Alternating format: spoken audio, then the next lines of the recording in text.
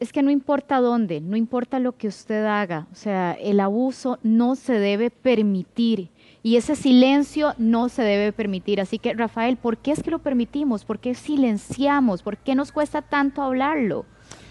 Ven, es un tema muy delicado y tiene múltiples aristas de comprensión, Vero, porque cuando estamos hablando de un proceso de abuso, siempre hay una estructura de poder a muchos niveles: poder financiero, poder legal, autoridad, poder emocional sobre una persona vulnerable en una condición muchas veces de necesidad. Y entonces, cuando estos abusos se dan, simplemente tenemos que tener claro de que lo primero, ninguna persona que pasa por ahí pasa porque quiere. Ninguna persona que pasa por ahí se siente bien, pero se calla y se silencia. ¿Por qué? Porque hay coacción, porque hay manipulación, porque hay miedo a las consecuencias, porque hay chantaje. Como veíamos en la nota, el conductor del programa, alguien te dice: si hablas, afecto tu carrera, afecto tus ingresos, afecto tu familia.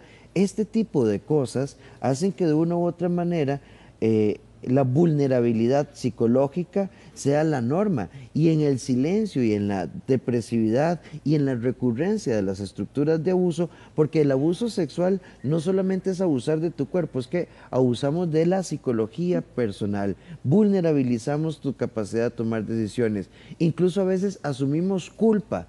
Y además los agresores sexuales tienen la particularidad de moverse entre la agresión, la coacción y la anulación, y por otro lado en la compensación, y empiezan a jugar con la psicología de la víctima hasta que generan patrones de contradicción y ambivalencia. Lo cierto es que detrás de un proceso de estos, una mujer abusada o una persona abusada sufre de depresión, de tristeza, de ansiedad, y esto se ve muy en el silencio. El otro factor es que ¿cómo hablas de esto? ¿Con quién lo hablas? Y yo sigo creyendo que en las estructuras de nuestras casas seguimos hablando de que no te toquen las partes íntimas, pero no estamos hablando de cómo defenderse, de cómo hablar, de cómo tener una voz, porque también creo que nuestras madres y nuestras abuelas y nuestros padres hemos sido herederos todavía hoy de una educación sexual muy deficiente. Todavía nos debatimos si hay que hablar de esto o no en la adolescencia, es triste.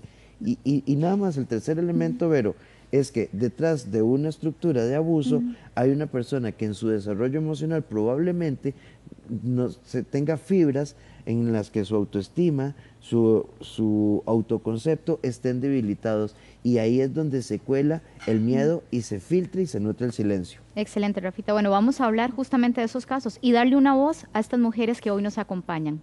Adelante, Patti. Iniciamos con nuestro primer caso y es Yesenia, y la pregunta es directa. ¿Por cuáles cosas o situaciones tuvo Yesenia que pasar para mantener su trabajo? Claro, bueno, recuerdo que desde mi primer trabajo tuve cuestiones de acoso tanto de mis jefes como de mis compañeros, pero el caso en el que estamos para hablar hoy es específicamente un anuncio que vi en un periódico, ¿verdad? El periódico La Nación, que yo en ese momento pensaba que los anuncios que salían ahí eran sumamente profesionales, ¿verdad? Yo era una persona joven, tenía 17 años, cada recién cumplidos. El otro trabajo que yo había tenido anteriormente tenía un horario de 2 a 10 de la noche con permiso del PANI, y este otro trabajo era de 8 de la mañana a 5 de la tarde, entonces me beneficiaba más por la edad mía y poderme transportar hasta mi casa, no llegar tan tarde. Entonces acepté el trabajo de recepcionista en un buffet sumamente reconocido, y eso me daba cierta tranquilidad hasta que me sentía importante por ser una persona joven y no tener estudios.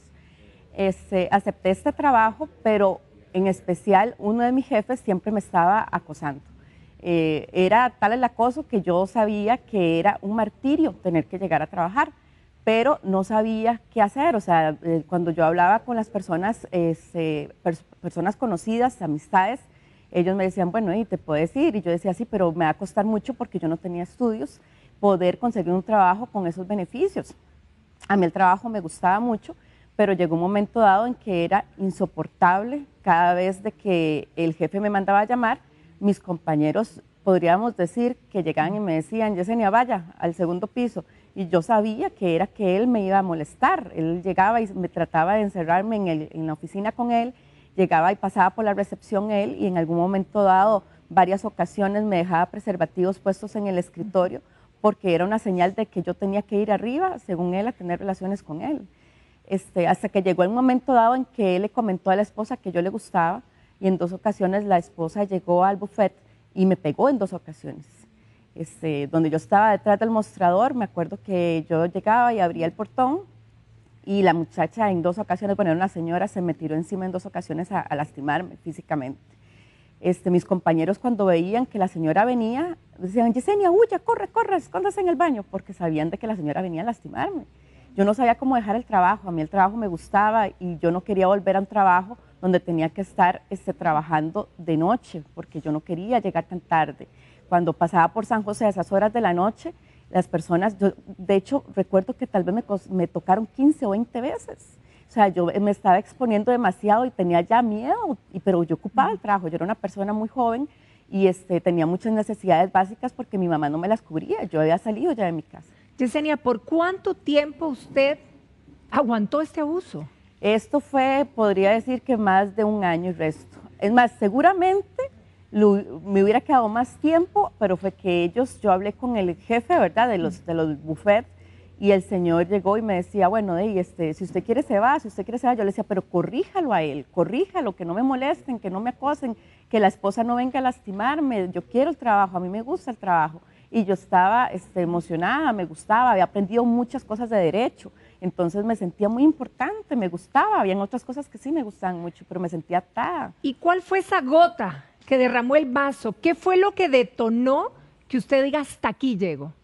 Realmente me motivé en el momento en que pude hablar con otras personas, otras mujeres más, de más edad y emprendedoras, que llegaron y me motivaron, me dijeron, no, vamos a ayudarla a conseguir otro trabajo, usted puede, usted es muy inteligente, usted es muy capaz, vamos, nosotros te vamos a ayudar. De hecho, agradezco que en ese momento dado hayan habido personas que me ayudaran porque realmente mi familia no se involucró. O sea, era todo un tabú, mis propios compañeros se prestaban, yo te cuido la recepción y vaya arriba porque el jefe te está llamando. Y ellos sabiendo que era que él me iba a acosar, que me iba a molestar y que iba a intentar tocarme. Yesenia, ¿solo a esa persona, solo a tu jefe, le contaste en ese momento lo que te estaba pasando? Es que todo el buffet lo sabía. ¿Todos? Sí, todos lo sabían. ¿Contaste a alguien de tu familia? También, a mis amigos, a todo el mundo, ¿verdad? Okay. Nosotros vamos a contactarnos nuevamente con el psicólogo Rafael Rojas. Rafa, una pregunta. Es decir, muchas mujeres empiezan a trabajar desde muy jovencitas, inclusive con permiso del patronato. ¿Qué pasa? ¿Estamos preparadas realmente para enfrentar estas situaciones? ¿Cómo poder darle un giro a que cada mujer tome una decisión inmediata frente a este tipo de abusos? Patricia, la pregunta es profundamente importante. ¿Cómo saber si estamos listos o no? Yo creo que uno de los mitos es que no importa la edad, frente a un abusador, muchas veces no estamos listos porque la estructura del abuso explota tu necesidad y tu vulnerabilidad. Evidentemente, pues si uno ha crecido como niña o como niño en un ambiente donde hemos trabajado autoestima, donde hemos trabajado tus fortalezas internas, de pronto tenemos más recursos. Pero en este testimonio, saber que los compañeros lo sabían y se prestaban, que la familia incluso lo sabía. Si escuché bien, ella era una niña de 17 años, era una joven de 17 años que desde una estructura de poder, desde el encantamiento por su trabajo y la necesidad de su trabajo, no supo cómo defenderse ni cómo salir de esto. Y ahí es donde yo creo que tenemos que tener claro que la formación emocional y la educación sexual es un proceso que tiene que llevarse de por vida. Darse cuenta de algo y silenciarse, como fue el caso de los compañeros y la familia, genera complicidad. Y tristemente lo callamos, Patri, porque cuando nosotros hablamos de esto, se lee mucho desde las culturas sexistas. ¿Quién sabe qué estás haciendo vos? No te vistas así, no coquetees. Y entonces, estoy sufriendo el abuso y me culpabilizan. Rafa, pero también me siento sola porque en este caso Claro. particularmente todo el mundo sabía, todo el buffet sabía literalmente, se estaban prestando y no le estaban apoyando. O sea, ¿qué es lo que está pasando? Porque nosotros nos volvemos cómplices de este abuso.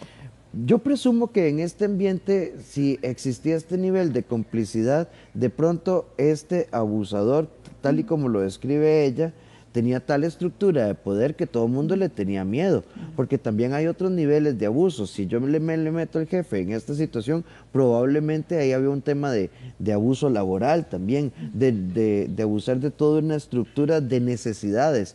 ¿Qué creo yo? Que hay que romper el silencio tal y como lo hizo ella. Si la familia no te da pelota, el ambiente de trabajo no te da pelota, tenemos que buscar instancias o desde grupos de apoyo, INAMU, o simplemente ir a buscar una voz de confianza que nos genere apoyo y lanzarnos. Es un proceso duro y a veces uno se siente solo y hay que lanzarse sin miedo, pero en el silencio nunca se va a resolver. Hay que romper el silencio y eso es lo que estamos haciendo hoy, dándole voz a estas mujeres y este es nuestro segundo caso. Así es, venimos con la segunda mujer que hoy rompe silencio y ella es Rosario. Rosario, ¿por qué situaciones tuviste que pasar para alcanzar ese gran sueño que tenías? Bueno, mi experiencia comenzó desde el 2014 y a partir de ahí han pasado muchas cosas que, bueno, realmente son muy difíciles para la integridad de una mujer, ¿verdad? Porque a veces uno tiene que aguantar malas pagas y acoso, mucho acoso, porque de ahí tal vez le ofrecen a uno sesiones de fotos, pero con las condiciones de que sea lencería o que sean desnudos, ¿verdad? O tal vez siendo uno menor de edad. Me pasó una vez que un fotógrafo me dijo, ok, te hago la sesión de fotos gratis, un fotógrafo muy reconocido, pero somos novios en secreto. En ese entonces yo tenía 16 años. Ahora, en ese momento, Rosario, donde ese fotógrafo, un profesional, además reconocido, ¿qué pasó con vos? ¿Qué sentiste y qué decidiste? Bueno, yo me sentí muy denigrada y muy insultada como mujer, pero gracias a Dios y al apoyo de mi familia, de mis amigos, de personas realmente profesionales y que conocen lo que es el ámbito del modelaje y el marketing y lo mucho que pueden impulsar las modelos una empresa. No acepté la propuesta, por supuesto, y no acepté ninguna otra más. Supe tener mis valores muy en alto para llegar hasta donde estoy. ¿Y en ese camino tuviste alguna otra oferta de ese tipo? ¿Y la seguís teniendo porque sos una mujer joven? Sí, claro, de hecho he tenido muchas ofertas indecorosas, se puede decir, pero nunca las he aceptado porque siempre he tenido el apoyo y el respaldo. Lo más importante en una modelo es que se informe y se respalde. Bien, Rosario. Y Rafa, directamente, ¿por qué verdaderamente muchísimas veces para alcanzar nuestros sueños, sobre todo nosotras las mujeres y sobre todo en la juventud, tenemos que pagar un precio tan alto?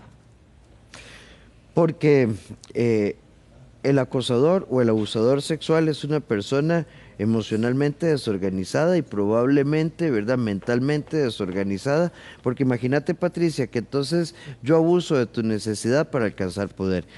O sea, no es que una mujer tenga que pasar por esto, y independientemente de cómo se viste, de cuál sea la industria o el trabajo en el que esté, una persona no puede pasar por encima de la dignidad. ¿Qué es lo que pasa? Que nos apena hablar del abuso, nos sentimos a veces apenadas, y todavía creo que las mujeres necesitan trabajar su autoafirmación para entender que son las gestoras, las directoras de lo que pasa con su cuerpo, con su desnudez, con su afectividad y con su sexualidad.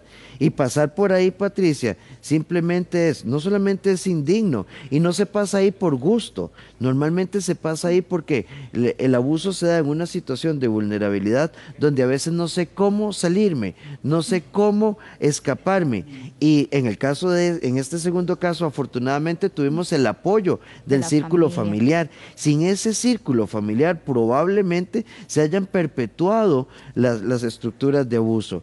Y yo creo que tenemos que tener claro, yo conozco muchas personas con las que he trabajado que se quedaron en el silencio porque al hablar con su familia no les dieron pelota, no les dieron importancia. Rafa, para sumar a lo que estás mencionando, se quedan en el silencio durante años, décadas en algunos casos, y uno dice, ¿cómo es que no logramos poder manifestar lo que está pasando? ¿Por qué nos cuesta tanto a veces alzar la voz? La señorita modelo dio una palabra clave: la información es liberadora. Por ejemplo, hay personas que piensan que porque ya pasó un año o pasó dos, ya prescribió, que ya no se puede hacer nada, que para qué hablarlo. Y vean, es que el proceso legal es un proceso no solamente legal, es un proceso de reconstrucción también de tu autonomía, de tu dignidad, de tus emociones. Pero el proceso de un abuso y un acoso no termina en lo legal. Tiene que ir a la par de un proceso terapéutico porque deja lesiones en el alma. Una violación, el sexo debería ser buscado por placer y por afectividad, pero cuando es impuesto, daña y daña mucho. Y daña muchísimo. Y bueno, tenemos un tercer caso que va a ser abordado a continuación por Patricia. Así es, vamos con el tercer caso, la tercera mujer, pero en este caso da un giro total porque es Carolina quien nos cuenta la historia de su hija. Usted, Carolina, vivió un trago amargo con su hija y profundamente triste. Cuéntenos. Buenos días, primero antes que todo. Mi caso sí fue diferente, fue con mi hija. Yo busqué un apoyo psicológico para ella porque estaba teniendo mucha rebeldía. Y gracias a Dios lo hallé y la atendió un psicólogo y en la primera cita el psicólogo me comentó que su rebeldía sí venía a eso, que ella había tenido un intento de abuso, pero o sea, no, el abuso no se dio porque ella se defendió, gracias a Dios, y fue en la casa, donde uno cree que ellos están seguros.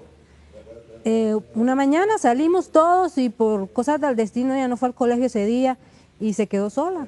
Estaba en la cocina, dice, preparándose el desayuno y entró un vecino y dice que la tomó por atrás y que ella respondió inmediatamente, lo empujó y le pegó con un sartén y eso le dio unos minutos y salió corriendo donde mi mamá, pero eso la caló un montón porque su personalidad cambió totalmente. Por supuesto, radical. ¿Fue inmediato que ella les contó? No, ella nunca nos contó. El que nos contó fue el psicólogo. Y de ahí ella, o sea, nosotros ya pudimos hablar con ella. Pudieron entender la situación. Exacto. Bien, aquí tenemos 3 casos, pero también queremos invitar a una mujer amiga de esta casa, doña Gloria Valerín. Gloria, muy buenos días. ¿Cómo estás? Bienvenida. Mucho gusto. Un placer tenerte aquí. Hola. Gloria, 3 casos diferentes hemos oído donde realmente ha habido abuso de diferentes maneras, ¿verdad? En el campo laboral, violación a una hija, alguien cercano, un vecino, en el caso de una modelo que aspira por sus sueños y las ofertas son tremendas. ¿Por qué? ¿Por qué realmente las mujeres tenemos que pasar por esto y por qué muchas veces caemos en eso y lo ocultamos además? Claro, porque esto tiene un común denominador, todas son mujeres. Y las mujeres en esta sociedad patriarcal somos vistas como objetos sexuales y objetos de otro tipo. Y si somos objetos y no somos personas, obviamente pueden hacer lo que quieran con nosotras. Además, cuando el abuso sexual se da en los ámbitos más cercanos, en los de la familia, eso produce una tremenda vergüenza a la víctima y al entorno familiar. Vergüenza que lo que hace es que se oculte el hecho y que se prolongue en el tiempo, porque las víctimas de estos abusos a veces tardan años, y hay algunas que no salen nunca de ese tipo de cosas. Pero además, cuando no es el entorno, también le produce vergüenza a la víctima y una terrible vergüenza de llegar a plantear a sus personas cercanas, a su jefe, si es que ha sido un compañero, o al jefe del jefe, si es que es el jefe. Eso además cuenta con la complicidad de mucha gente.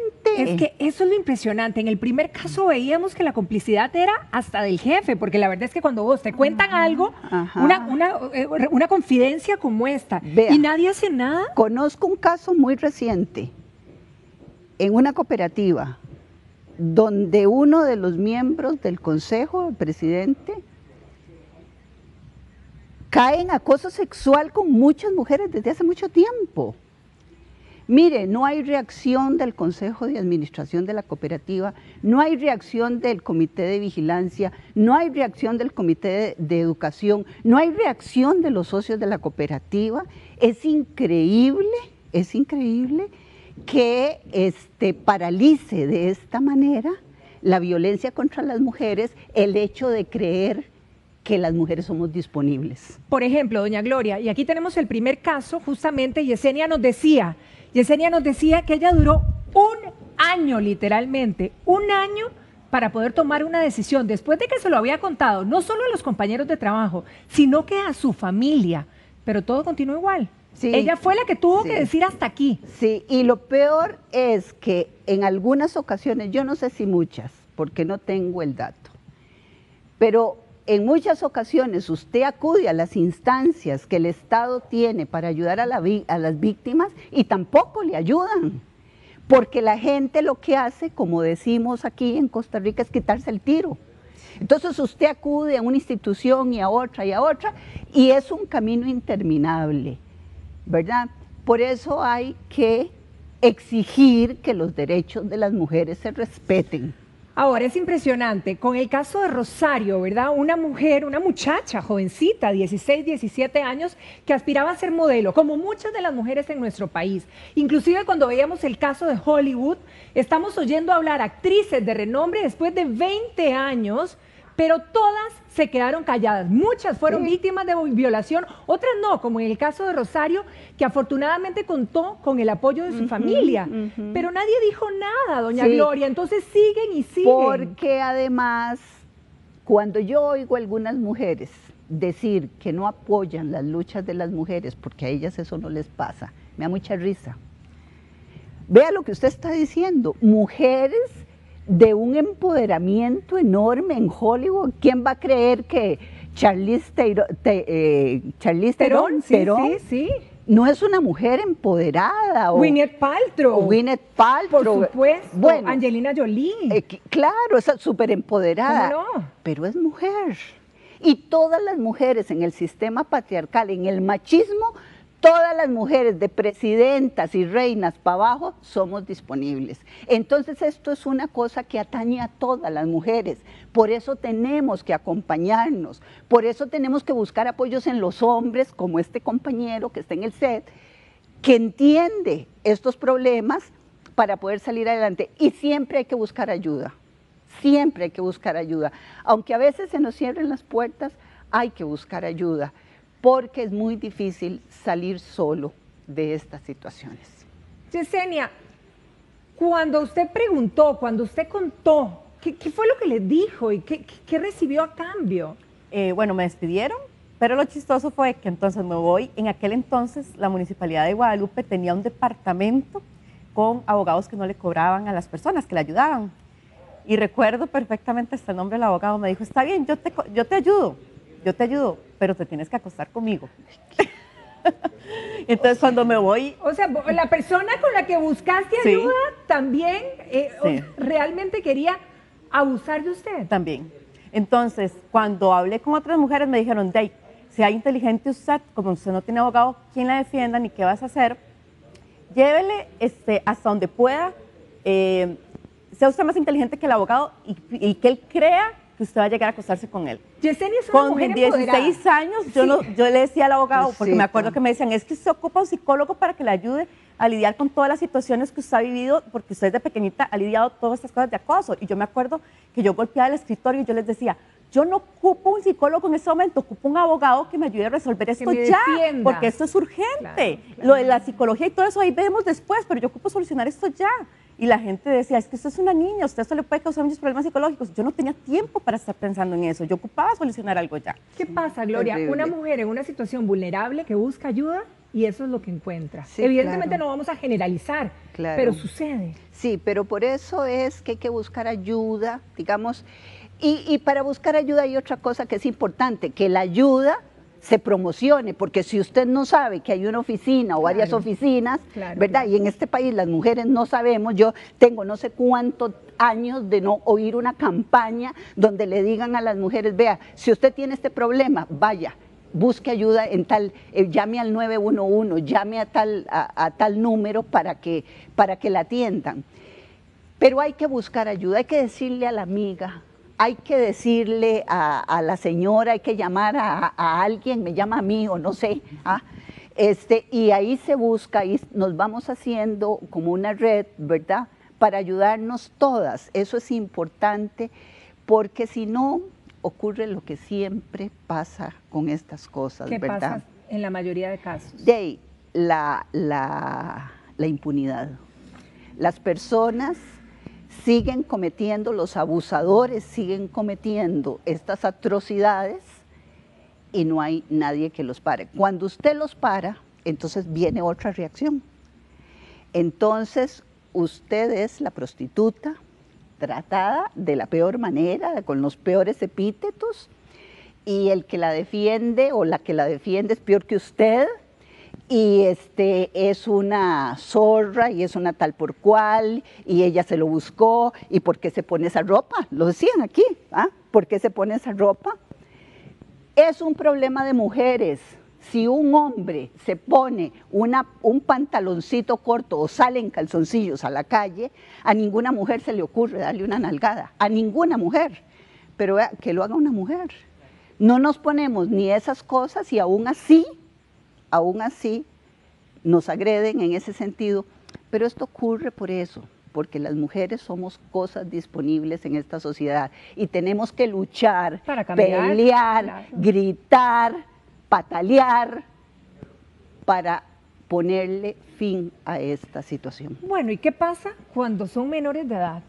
En el caso de doña Carolina, ¿cuántos años tenía su hija? 13 años. 13 añitos, Pecado. 13 añitos y fue violada, abusada por un vecino. ¿Cuánto tiempo después se enteraron ustedes por comportamiento y tratamiento psicológico? Como 4 meses. 4 meses después, la vida de su hija cambió. Eso no es un secreto para nadie. Por supuesto. Y yo no sé usted, como mamá, ¿qué pasó con el vecino? Pues, no sé, se fue de un día para otro, desapareció. Me imagino que después de lo que hizo, pensó que ella iba a contar y le dio miedo y se fue del vecindario. O sea, quedó impune, como Quedó decíamos. impune, ahí anda por ahí Conozco todavía. un caso reciente de una mamá que me llamó, con quien tuve unas charlas largas. Una maestra, su hija, ya mayor de edad, fue a la casa de un vecino porque el vecino le pidió que le ayudara con la computadora. Y lo que hizo fue violarla. Y le dictaron un sobreseimiento en los tribunales penales de la zona sur, de Golfito me parece, no recuerdo bien. Y no fue posible para las mujeres reabrir ese caso porque habían dictado un sobreseimiento, entonces ya no se puede abrir. Y no hay de verdad las redes que necesitamos en cada institución fuertes para que estas cosas no pasen. Uno se encuentra con fiscales y con mujeres fiscales que no tienen ninguna sensibilidad. Y ojalá que esta señora que está ahora, con lo del cementazo, también le ponga atención, porque eso es una forma de corrupción también. Ahora, doña Gloria, si hablamos de vecindad y vecinos, porque hemos oído muchos casos, recordemos esa niña en la cual estaba siendo abusada por un vecino también, ¿verdad? Y que era parte de toda una mafia que la terminaron viendo en Australia, Sí, o no recuerdo sí, dónde, sí, en sí, videos. los abusos son ¿Ese vecino terribles. era un vecino de confianza o era un vecino que realmente no era muy cercano a ustedes? No era cercano, pero sí, ella ya me había dicho en varias ocasiones que Se le acercaba. pasaba, le decía palabras y yo le decía, la próxima vez me dice y yo voy y me enseña quién es y le pido respetuosamente que la respete, que es Claro. una niña, pero nunca se dio la ocasión. Ahora, ¿él forzó la puerta para entrar o básicamente porque lo conocían, le Sí, abrieron la puerta? Creo que él estuvo atento, creo que la estuvo vigilando porque la puerta estaba abierta cuando él entró, como que él estaba... Como con confianza, con realmente. confianza, como que estuvo ahí viendo cuando Bueno, saliéramos o... Es que una niña de 13 años, Sí, al sí, es final no increíble. medir la malicia, Sí, y eso sí, es lo que sí. pasa muchísimas veces. Niñas que, por ejemplo, tienen su primer hijo a los 15 años, Obviamente eso es una violación, ¿ah? Y todavía hay gente y hay diputados y diputadas en la Asamblea Legislativa que se oponen rotundamente a que esas cosas se les ponga un punto final. Costó muchísimo aprobar la última reforma por todas las personas que intervinieron ahí en contra del proyecto, para ponerle freno, para no permitir ningún portillo que deje impune a los violadores de los niños y las niñas. ¿Ah? Es grande Es que la lucha. eso le iba a decir, es grande la lucha porque es compleja la problemática. Claro, pero ¿quién le dice a usted, Patricia, quién le dice a usted que todos esos que están en el gobierno, en cualquier gobierno, no hablo de este, ¿verdad? En cualquier gobierno, todos los gobernantes, de todas esas personas, ¿cuántos no son agresores? ¿Cuántos no son potenciales violadores?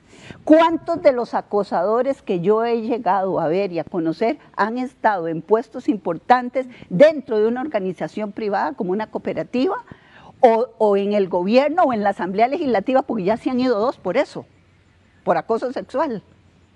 Entonces, por eso es que uno también tiene que replantearse las cosas desde la raíz, ¿verdad? Uno tiene que saber a quién elige.